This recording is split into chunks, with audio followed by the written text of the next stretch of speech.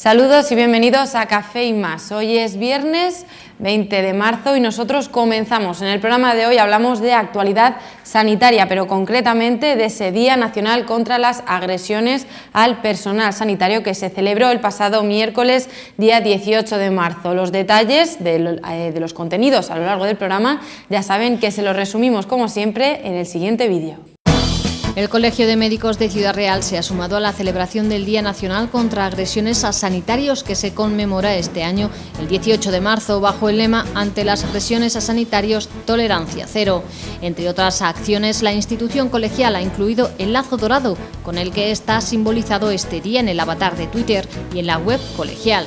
Se ha colocado una pancarta en la fachada de la sede colegial y se ha enviado a todos los hospitales y centros de salud de la provincia carteles con el lazo dorado y el lema de esta efeméride, instando a los gerentes y coordinadores médicos a participar en esta campaña. Hoy nos explica la trascendencia de esta problemática Luis Casero, miembro del Observatorio Nacional de Agresiones a Médicos de la Organización Médica Colegial. Abrimos capítulo cultural y conocemos la actualidad en Malagón y sus actos en torno a los 500 años del nacimiento de Santa Teresa, pero también de la música con el concierto de la Filarmónica de la Mancha en Ciudad Real este sábado. Todo esto hoy aquí en Café y Más. Pues estos son los contenidos que abordamos esta noche aquí. Para hacerlo vamos presentando al invitado que nos acompaña esta noche. Él es Luis Casero. Bienvenido, Luis. Buenas noches. Buenas noches. Luis Casero es miembro del Observatorio Nacional de Agresiones a Médicos de la Organización Médico Colegial. Luis, qué mejor para hablar de este día que, como decíamos en el vídeo, se celebraba el pasado día 18 de marzo, ese día contra las agresiones al personal sanitario, y qué mejor que tenerte aquí esta noche para hablarnos el origen de este observatorio que recopila esta serie de datos que lamentablemente pues sufren el personal sanitario. ¿A dónde nos remontamos cuando empezamos a hablar de agresiones a este personal, Luis? Bueno, de agresiones venimos hablando desde hace muchos años, pero cuando realmente se produce el detonante que hace constituir este Observatorio Nacional de Agresiones fue en el año 2009, cuando fue asesinada una compañera, una médico residente de 34 años, una chica joven, que estaba trabajando en su centro de salud en Moratalla, en la provincia de Murcia, y fue asesinada por un paciente mientras trabajaba. Y eso, digamos, que despertó todas las conciencias y hizo que desde la Organización Médica Colegial se constituyera este grupo de trabajo, que está constituido por ocho médicos de distintas comunidades autónomas. Yo estoy de Castilla-La Mancha, también hay de Andalucía, de Extremadura, hay de Murcia, de Galicia, de Castilla y León y de Madrid, ¿no? Entonces, somos ocho secretarios de colegios de médicos que llevamos desde 2009, pues primero se elaboró una guía, un protocolo de actuación ante cómo prevenir y qué hacer cuando se produce una agresión, tanto con el agresor como con el agredido, y luego qué respuesta se debe dar desde los colegios, y una labor fundamental desde el año 2009 hasta la fecha ha sido registrar las agresiones, es decir, todas esas agresiones que se denuncian vía colegios de médicos, las coordinamos, las unificamos en una base de datos que llevamos en el observatorio y es lo que anualmente vamos viendo la evolución y hemos presentado los datos de 2014 hace 2 días. Antes de entrar en los datos, hablabas de que son 8 médicos de diferentes comunidades autónomas. ¿Hay diferencias en estas actuaciones entre comunidades autónomas o más o menos siguen...? Sí, hay grandes diferencias entre unas comunidades y otras. Lo que no sabemos es el por qué, y me explico. Existen diferencias significativas de unas comunidades a otras, que preferiría no decirlas, porque como no sabemos muy bien por qué se producen esas diferencias, no sabemos si es porque realmente en esas comunidades donde tenemos más agresiones registradas se agrede más en realidad, o es que en esas comunidades los médicos están más sensibilizados y denuncian más las agresiones que se producen. Por tanto, a veces el tener más información y saber que se puede denunciar y que el colegio recibe esa denuncia hace que el médico se anime a denunciar esa agresión.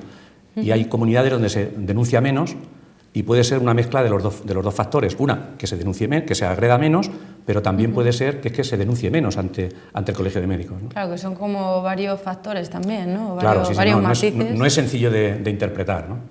¿Y en qué consiste ese protocolo de actuación? Sí, bueno, nosotros tenemos en todas las páginas web de los colegios de médicos, tenemos una guía y el protocolo de qué hacer cuando un médico es agredido. porque entendamos que la agresión no es solo un puñetazo o un golpe, una agresión física. Agresión también son coacciones, insultos, amenazas, una vejación, un abuso, o sea, todo eso son agresiones. Entonces, ¿qué tiene que hacer el médico en el caso de que fuera una agresión física?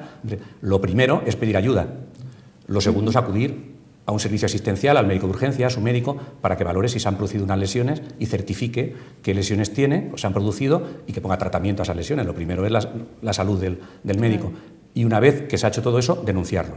¿Dónde debe denunciarlo? Pues en la empresa, si es un trabajador de la sanidad pública, en la comisaría, en la Guardia Civil, en el juzgado de guardia, pero denunciarlo. O sea, las agresiones, no se deben tolerar las agresiones. Nuestro eslogan, que cogimos en 2009 y lo mantenemos durante todos estos años, es: ante las agresiones, tolerancia cero. Es decir, no se deben tolerar. Entendemos que el médico y el profesional sanitario, que también otro tipo de profesionales sanitarios sufren agresiones, tienen dificultades a la hora de denunciar.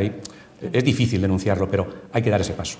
Es una labor de todos concienciar a la sociedad, y para conocer que el problema existe debemos manejar cifras reales, ¿no? Un problema que existe, como bien dices, Luis. Si hablamos de datos que habéis podido registrar desde el observatorio.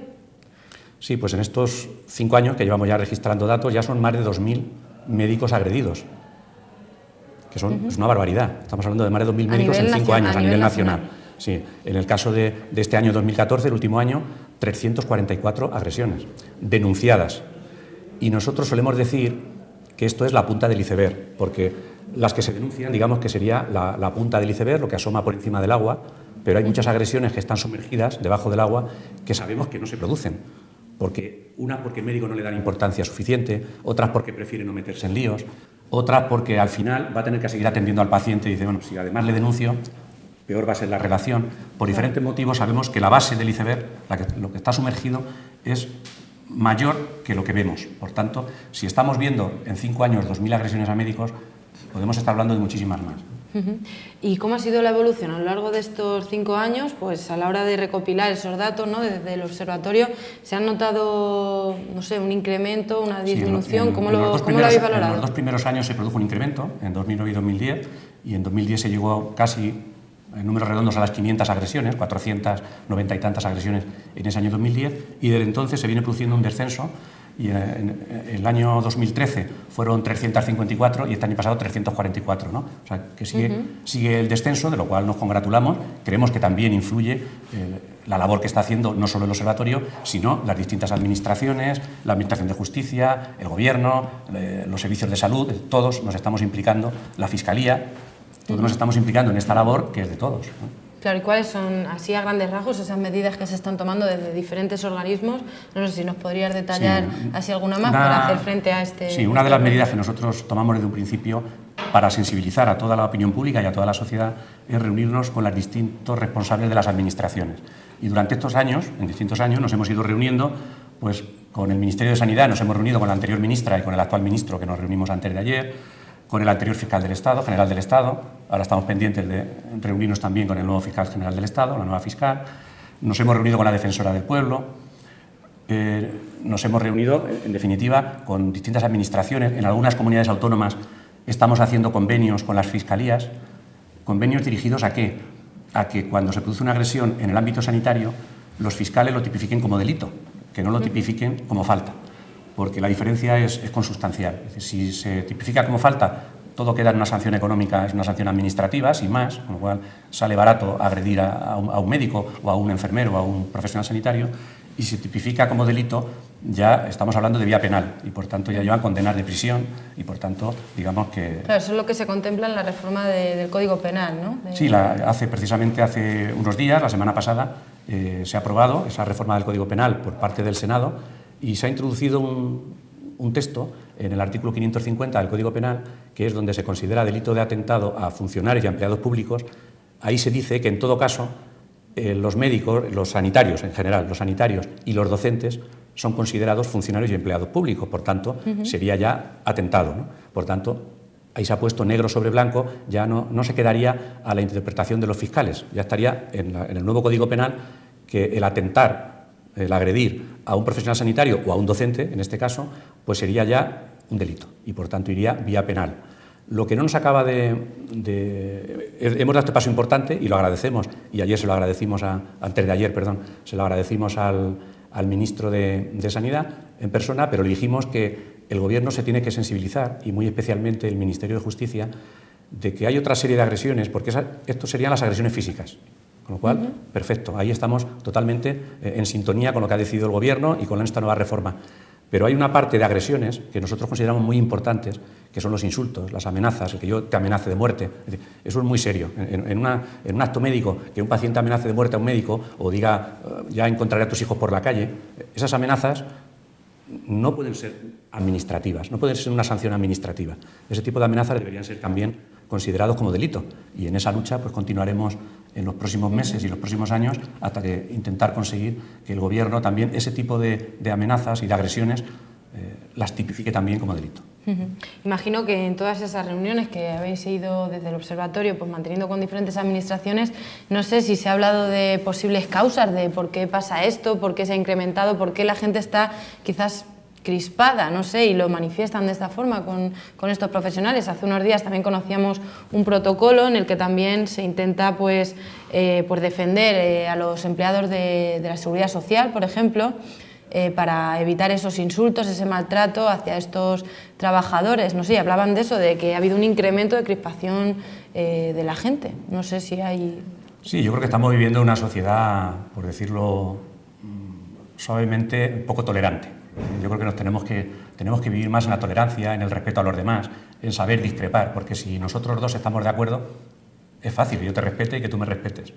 Pero si no estamos de acuerdo en algo y debatimos sobre un tema, ahí es donde hay que sacar los valores de respeto, de tolerancia. Claro, ¿qué pasa en los actos médicos o en una consulta? Pues hay factores de todo tipo, ¿no? Pero nosotros los dividimos en tres grandes bloques, ¿no? Por una parte, digamos, factores del entorno en el que se realiza la actuación sanitaria, factores del propio paciente y factores del propio médico, del propio facultativo.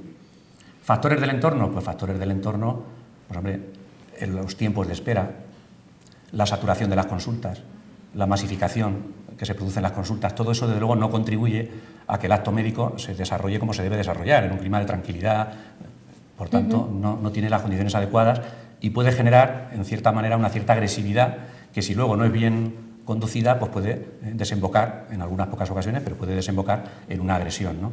También el propio paciente, porque no hay que olvidar que el paciente, no todos los pacientes sienten igual la enfermedad.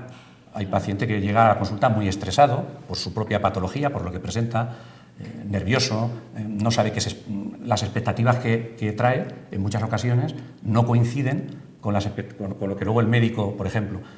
Un paciente puede acudir a la consulta con la expectativa de que le van a pedir una resonancia, un TAC y le van a enviar al traumatólogo. Y al final el médico de familia, su médico de cabecera, dice no, esto lo tengo yo bien, no te preocupes, no hace falta. Ahí se produce, digamos, un choque entre lo que el paciente espera obtener del médico y lo que el médico le da. Claro. Pero no es porque el médico no quiera dárselo, es porque no está indicado en ese caso. En unas consultas que son rápidas y que son, en algunos casos, masificadas, es difícil hacerse entender y es difícil explicarle al paciente en poco tiempo el porqué de esa negativa, y esa negativa a veces, ese choque de defraudar esas expectativas, ¿no? Claro, pues genera una cierta hostilidad, algunas situaciones conflictivas que hay que saber manejar, ¿no? Y eso no siempre se manejan de la forma adecuada, tanto por el paciente como por el médico, ¿no? Y luego también factores del médico. Por eso nosotros estamos muy enfocados desde el observatorio a la formación. Y nosotros ya el año pasado hicimos el primer curso de prevención y abordaje de agresiones dirigidos a médicos de toda España, y ahora ya está abierto el plazo de inscripción para el segundo curso. Es un curso muy práctico, se hace online, por tanto cada médico lo puede hacer desde su casa, no necesita desplazarse a ningún sitio. Hay vídeos de simulación de situaciones conflictivas grabadas por actores, pero bueno, muy parecidas a las que se viven cada uno podemos vivir en la consulta en el mundo real. Y luego hay una serie de alternativas. Si usted vive esta situación en la consulta, y vas viendo en función de lo que tú elijas, hacia dónde te conduciría. Por tanto, muchas veces la reacción inicial, el cómo tratar esa conflictividad que se genera, puede reconducir la situación o todo lo contrario, o puede generar más tensión y acabar en una agresión. Por tanto, hay que enseñar también a los médicos, porque eso no nos lo enseñan en la carrera. En la carrera nos enseñan medicina. Pero, igual ponen alguna asignatura. Pero claro, pero también hay que enseñar decir, hay que formarse a reconducir las situaciones, en asertividad, en empatía, hay que ser más empático con el paciente, hay que saber qué está sintiendo el paciente en ese momento, una palabra amable a tiempo, una disculpa a tiempo. Hay muchas situaciones que... Entonces, pues aprovecho esta ocasión para decir que está el plazo abierto, es un curso a nivel de toda España, por tanto, lo financian los colegios de médicos, por tanto, el médico no paga nada, una parte lo paga la Fundación para la formación de la propia organización médica colegial, y en el caso de Ciudad Real el 20% restante lo financia el Colegio de Médicos de Ciudad Real, por tanto es gratuito para el médico, no supone ningún coste y sí tiene muchos beneficios. Y de hecho, en el curso pasado, que fueron más de 50 los médicos de esta provincia que hicieron el curso, y la encuesta postcurso fue muy satisfactoria, todos estaban muy contentos con lo que allí se enseñó. Claro, que imagino que también concienciarse un médico de que tiene que hacer frente a estas situaciones, también, no sé, es que pensando así cómo eran estas situaciones antiguamente, ¿quién iba a pensar, ¿no? Que un médico se tuviese que... Claro, sobre todo cuando uno espera que el paciente... Bueno, hay que decir, que no se interprete que desde los médicos estamos diciendo que los pacientes son agresores. No. Estamos hablando...